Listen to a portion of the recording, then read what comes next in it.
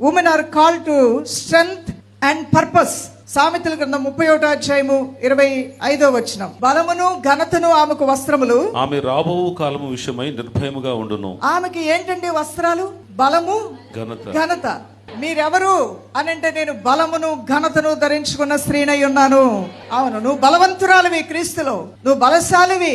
నీ దేవుడు నీకు బలమునిచ్చి శక్తినిచ్చి ముందుకు సాగిపోవడానికి కృపిస్తాడు. నువ్వు ఘనురాలివి, ఆయన్ని ప్రేమించే వ్యక్తివి, నువ్వు ఆయన నామంలో ప్రార్థన చేసే వ్యక్తివి, ఆయన నామంలో నువ్వు క్షమించే వ్యక్తివి, ఆయన నామంలో నువ్వు వేడుకునే వ్యక్తివి, ఆయన కార్యాల పట్ల నువ్వు మనస్సు కలిగిన వ్యక్తివి. ఎన్నిటినో చక్కబెట్టుకుంటున్నావు, ఎన్నిటినో తీర్చిదిద్దుకుంటున్నావు, ఎన్నిటినో కుటుంబంలో సరి చేసుకుంటున్నావు, ఎన్నో ఆపదల నుంచి ఇంటిని తప్పించుకోవడానికి నీ ప్రయత్నం నువ్వు చేస్తున్నావు. ఎంతో మందిని నీ ఇంట్లో ఉన్న వారిని పోనీలే అని క్షమించావు కాబట్టి ఈరోజు నీ ఇల్లు బంగారం లాగా ఉంది. ఒకవేళ నువ్వే క్షమించకపోతే ఆ ఇంటి పరిస్థితి ఎంత గందరగోళంగా మారుతుందో, ఆ ఇంట్లో నువ్వే నమ్మకస్తురాలుగా ఉండకపోతే ఆ ఇంటి పరిస్థితి ఎంత హీనంగా మారిపోతూ ఉంటుందో.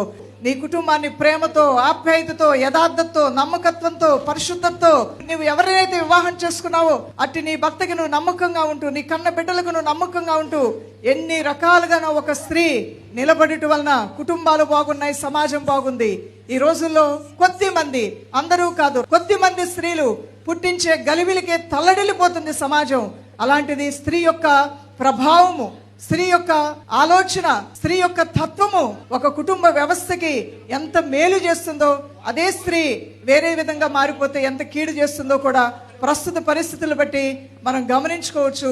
ప్రియ దైవజనమా.